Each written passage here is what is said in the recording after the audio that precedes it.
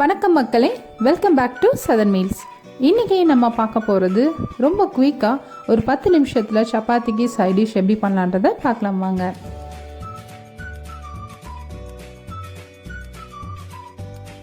ஒரு தக்காளி, பச்சை மிளகாய், இஞ்சி, பூண்டு, கிராம்பு, பட்டை இதை நல்லா நைஸாக அரைச்சி வச்சுக்கோங்க. வானிலையில் எண்ணெய் விட்டு கடுகு தாளிச்சுக்கோங்க.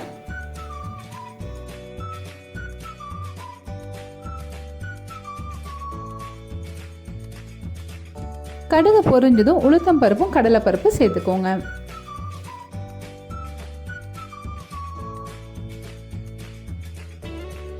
அடுத்து நீளமாக அரிஞ்சு வச்சிருக்கிற பெரிய வெங்காயத்தை சேர்த்து நல்லா வணக்கிக்கோங்க.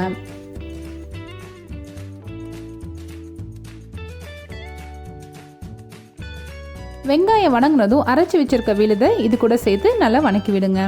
பச்சை வாசனை போகிற வரைக்கும் வணக்கி விடுங்க. தேவையான அளவு உப்பு சேர்த்துக்கோங்க.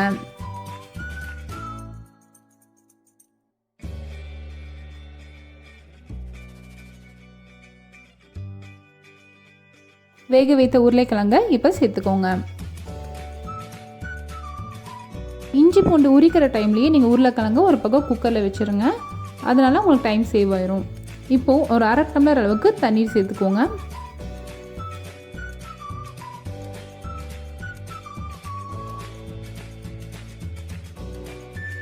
தேவைப்பட்டால் கொஞ்சமாக மஞ்சள் தூள் சேர்த்துக்கோங்க.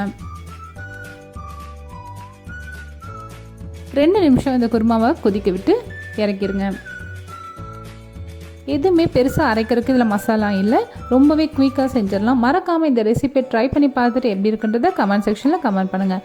என்னோடய வீடியோஸ் உங்களுக்கு பிடிச்சிருந்தா லைக் பண்ணுங்கள், ஷேர் பண்ணுங்கள், சதன் மீல்ஸ்க்கு சப்ஸ்கிரைப் பண்ணுங்கள்.